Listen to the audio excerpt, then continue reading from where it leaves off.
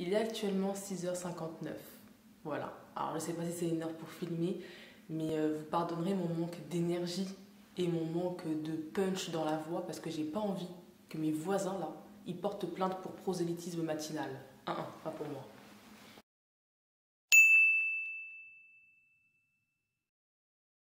Hey, bonjour à tous, j'espère que vous allez bien. Alors aujourd'hui je vous retrouve pour une vidéo que j'avais déjà partagée à mon groupe de jeunesse, mais je me suis dit pourquoi pas ne pas la mettre sur YouTube parce que je pense que ça peut parler à plusieurs personnes, donc let's go. Et étant donné que j'ai pas fait de vidéo en février, cette vidéo risque d'être assez longue.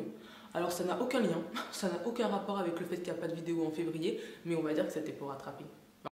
Alors la question que j'aimerais vous poser aujourd'hui c'est, est-ce que vous bénissez tout le monde en tout temps? Ou est-ce que vos prières de bénédiction, elles ont en quelque sorte des limites?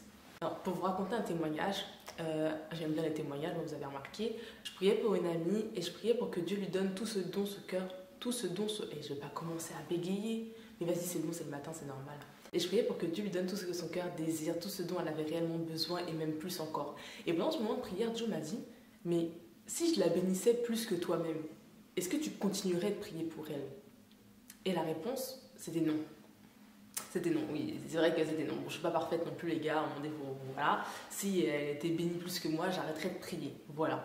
Et gloire à Dieu, aujourd'hui j'ai changé, mais à cette époque-là, c'est vrai que si elle était bénie plus que moi, j'aurais arrêté de prier en fait. J'ai relevé deux raisons pour lesquelles, si une personne fructifiait dans tous les domaines, on arrêterait de prier pour elle. Alors la raison numéro 1, c'est qu'on n'en voit pas l'utilité. Pour nous, il n'y a aucune raison de prier pour une personne qui a déjà tout. C'est vrai qu'en général, on prie pour la bénédiction, mais une fois qu'elle est là, on arrête de prier. Par exemple, je priais pour qu'un frère se marie. Une fois qu'il est marié, je vais arrêter de prier. Alors que c'est là que les choses peuvent se compliquer.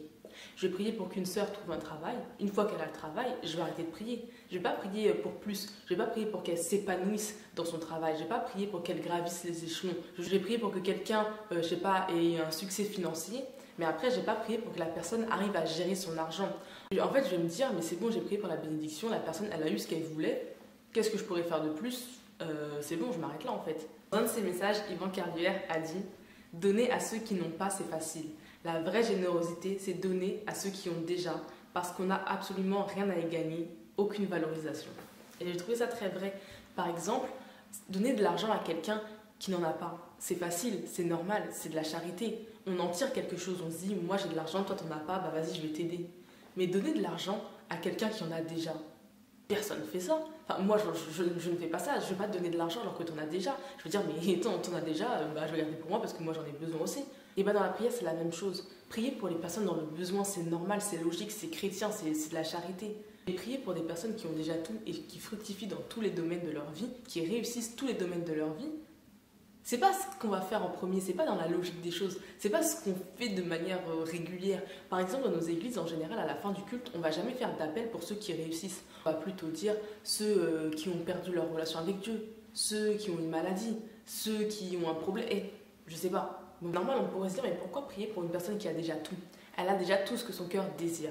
Elle voulait le mariage, elle a eu. Elle voulait la voiture, elle a eu. Elle voulait la maison, elle a eu. Elle a tout eu. Qu'est-ce qu'elle voudrait de plus? Qu'est-ce qu'on pourrait demander de plus? Mais vous et moi, on sait qu'il y a plus. Parce que c'est pas parce que Dieu te bénit maintenant dans un domaine à un instant T que toute ta vie va bien.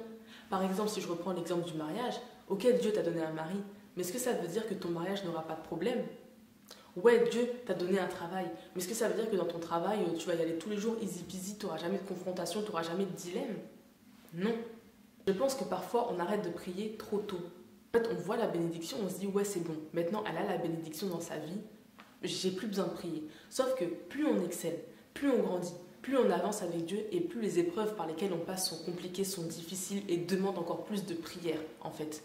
Je pense que prier pour une personne qui a déjà tout, sans même qu'elle ne le sache, c'est une vraie preuve d'amour. Vouloir plus pour une personne qui excelle dans tous les domaines, c'est une preuve d'amour.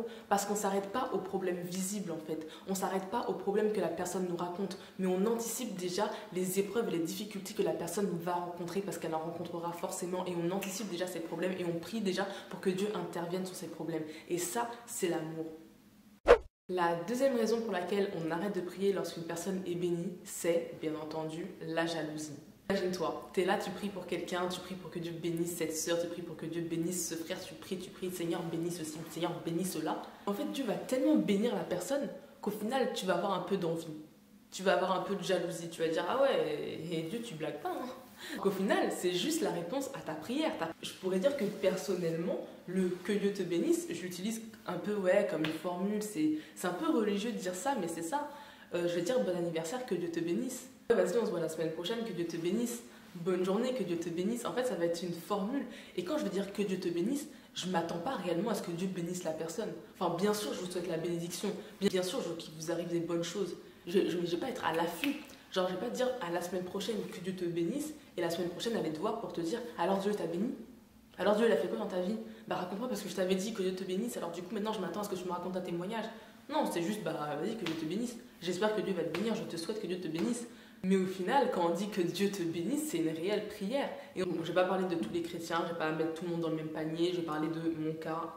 Je ne me rends pas compte que c'est une véritable prière que je fais lorsque je dis que Dieu te bénisse. Ressentir de la jalousie ou de l'envie face à quelqu'un qui réussit dans tous les domaines, c'est normal, c'est humain, tout le monde est passé par là. Je dis pas que c'est un sentiment qui va rester dans votre cœur et qui va durer, que vous allez méditer, que vous allez entretenir tout ça. Non, c'est pas forcément ça. Mais des fois, ça peut être un passage éclair. Genre, vous avez déjà ressenti ça, genre quand quelqu'un vous apprend une bonne nouvelle, bien sûr vous êtes content pour la personne, bien sûr vous vous réjouissez avec la personne. Mais au fond de vous, ça vous pique un peu le cœur. Ça vous pique un peu le cœur, vous vous dites ah ouais c'est bien mais et moi. Donc c'est humain de ressentir de l'envie quand quelqu'un réussit. Surtout si la personne réussit et que toi t'échoues. Surtout quand la personne réussit là où toi t'échoues. Je réussis parce qu'en général quand tout le monde réussit, tout va bien. Je réussis, mes amis réussissent, ma famille a réussi. Et tout le monde réussit, tout le monde avance, tout le monde va bien, c'est ok, c'est easy peasy. Quand tu vois que tes amis réussissent, ta famille a réussi, les gens autour de toi commencent à se marier alors que toi, tu n'arrives pas à te marier. Les gens autour de toi sortent du chômage alors que toi, tu es encore dans le chômage. Les gens autour de toi gagnent en confiance alors que toi, tu es toujours en train de te rabaisser. Tu n'arrives pas à avancer. Les gens autour de toi montent des affaires, montent des business alors que toi, tu n'arrives même pas et tu n'arrives pas. Tu n'arrives pas à débloquer. Même si ce n'est pas quelque chose qui va rester dans votre cœur et que vous allez méditer, c'est pas tous les matins vous allez vous réveiller avec un sentiment de jalousie, votre cœur qui va être empli de jalousie, ça va pas être ça. Mais à certains instants, je pense que vous pouvez avoir des petits sentiments éclairs de et moi. Des moments de découragement où vous allez vous dire et moi, genre comment ça se fait que les autres ils arrivent et moi j'y arrive pas. C'est comme si vous jouiez à un jeu de plateau avec plusieurs joueurs. Voilà, vous êtes tous sur la ligne de départ et que pour commencer il fallait faire un 6. Vous voyez ce genre de jeu où pour commencer à jouer il faut faire un 6. Et que tous les autres, ils arrivent à faire des 6 du premier coup, ils avancent, ou du deuxième coup, hein, peu importe. Tout le monde arrive à faire des 6 et tout le monde avance. Et vous, je suis en train de faire des gestes avec mes mains, mais vous ne voyez même pas parce que c'est mal cadré. C'est pas grave. Et du coup, oui, tout le monde fait des 6 et tout le monde avance. Et vous, bah, vous n'arrivez pas à faire votre 6. Vous n'arrivez pas à faire votre 6, donc vous êtes bloqué à la case départ, vous n'arrivez pas à avancer. À un moment donné, vous allez vous dire, mais moi alors, et c'est quand mon tour?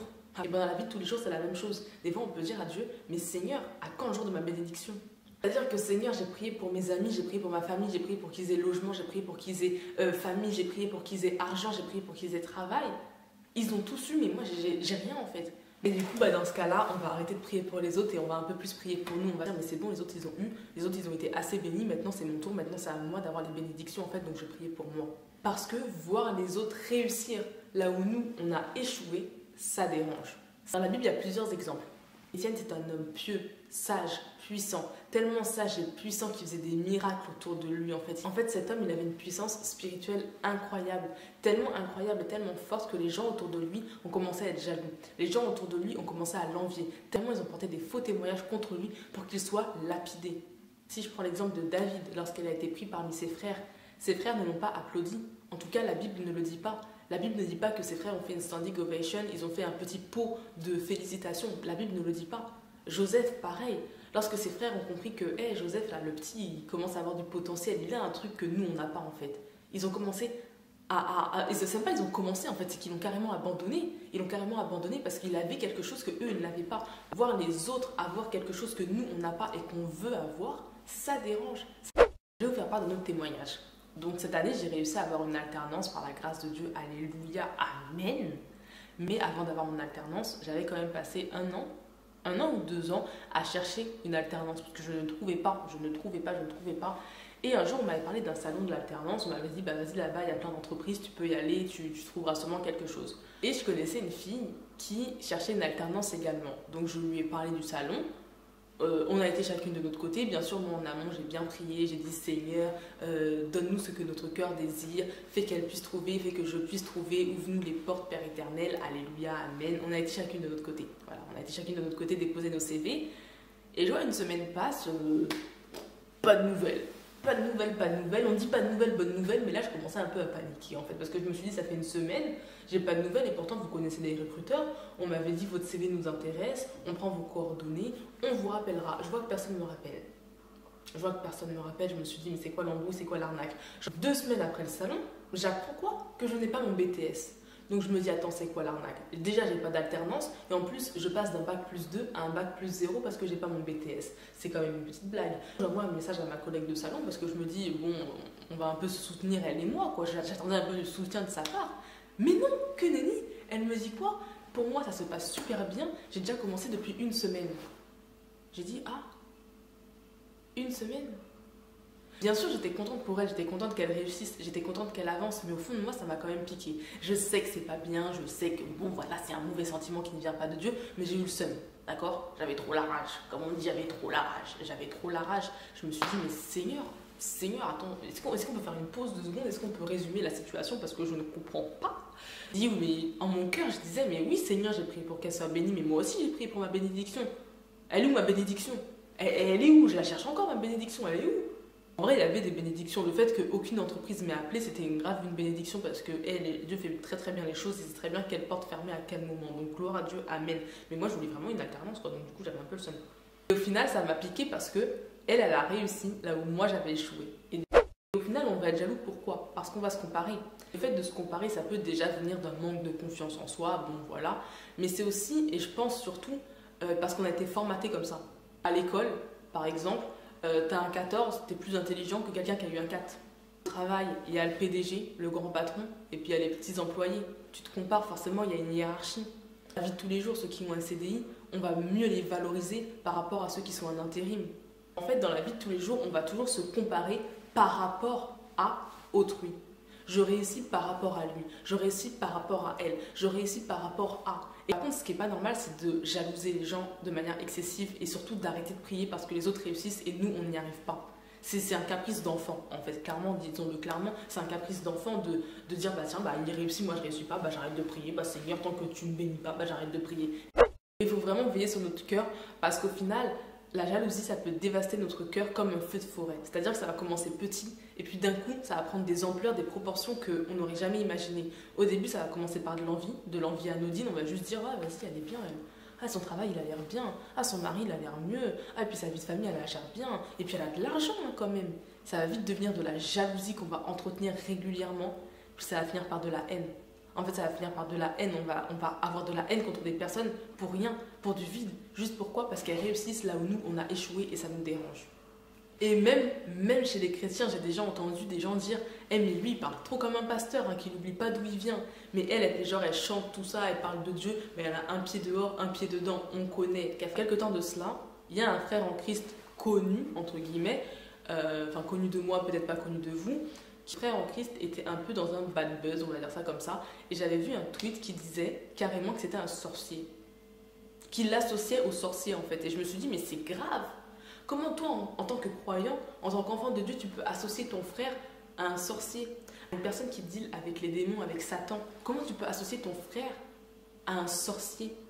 Juste parce qu'il réussit là où toi t'as échoué? Juste parce qu'il réussit à atteindre des objectifs que toi t'arrives pas à atteindre? Juste parce que Dieu l'a béni et toi, Dieu t'a pas béni de la même façon? Donc même chez les chrétiens, au final, il y a ce schéma en fait de je me compare, j'envie, je jalouse, ça crée de la colère et ça finit dans la haine. Encore une fois, je fais des gestes avec mes mains que vous ne voyez pas. Voilà. Il est écrit dans Psaume 68 au verset 17. Pourquoi montagne a plusieurs sommets? Regardez-vous avec jalousie la montagne que Dieu a désirée pour y habiter. Oui, l'Éternel y demeurera toujours. Donc, en conclusion, ce que je peux dire, c'est que l'Éternel fait pleuvoir ses bénédictions sur les bons comme sur les mauvais. ton temps arrive, le temps de ta bénédiction arrive, sois patient. Si Dieu ne te bénit pas de la même manière qu'il bénit ton frère ou de la même manière qu'il bénit ta soeur, ça fait quoi? Ça fait quoi en fait? Il n'a pas de compte à te rendre. Ou est-ce que c'est écrit dans la Bible que Dieu doit bénir tout le monde de la même façon? C'est pas écrit, donc tu peux pas en vouloir à Dieu ou tu peux pas en vouloir à ton frère ou à ta soeur parce que Dieu l'a béni. Dieu c'est Dieu, il fait ce qu'il veut. Soyons focalisés sur nos vies, soyons focalisés sur nos objectifs, soyons focalisés sur nos bénédictions et surtout ayons l'esprit de discernement pour remarquer les bénédictions de Dieu. Parce qu'une porte qui se ferme, c'est aussi une bénédiction de Dieu. Et il faut aussi se rappeler que nous ne sommes en compétition avec personne. Si je métaphorise la vie comme un jeu de plateau, où je disais tout à l'heure qu'on est tous sur la même ligne de départ et on essaye de faire un 6 pour commencer et avancer, on peut garder cette métaphore, mais dans ce cas-là, je suis toute seule sur mon jeu de plateau. Genre, ma vie, c'est un jeu de plateau et il n'y a que mon pion. C'est-à-dire que j'essaie juste d'avancer, atteindre ma case d'arrivée, mais je suis toute seule. J'essaie juste de faire mieux que moi. J'essaie juste de faire un chiffre de plus en plus grand pour aller de plus en plus loin, de la meilleure façon, pour atteindre la case d'arrivée de la façon la plus efficace. Mais je suis en compétition avec personne. Genre, mon frère à côté, il a son propre jeu de plateau. C'est pas le même que le mien. Soyons focalisés sur nos vies, arrêtons de nous comparer et je pense qu'à ce moment-là, on pourra commencer à se réjouir pour les bénédictions que Dieu fait dans la vie des autres. Il est écrit dans Romains 8 au verset 28, « De plus, tout concourt au bien de ceux qui aiment Dieu. » Plein d'autres versets comme ça. En fait, tous ces versets-là, ils disent quoi? Recherche d'abord Dieu. Recherche Dieu, concentre-toi sur Dieu, sur toi et Dieu, sur ta vie spirituelle et Dieu te donnera ce que ton cœur désire. Donc, en sachant tout ce que je viens de dire maintenant, la question c'est, est-ce que tu as des limites dans tes prières de bénédiction? Et si la réponse est oui, tu as des limites, la nouvelle question qu'il faut se poser maintenant, c'est pourquoi? Est-ce que c'est parce que tu penses que la personne n'a plus besoin de prière? Ou est-ce que c'est une question de jalousie au final? C'est la fin de cette vidéo, j'espère qu'elle vous aura plu. En attendant, moi je vous fais plein de bisous et que Dieu vous bénisse. Mais que Dieu vous bénisse vraiment, que Dieu vous bénisse, là je le pense. Attends, est-ce que je le pense? Ouais, je le pense, c'est bon. Allez, bisous.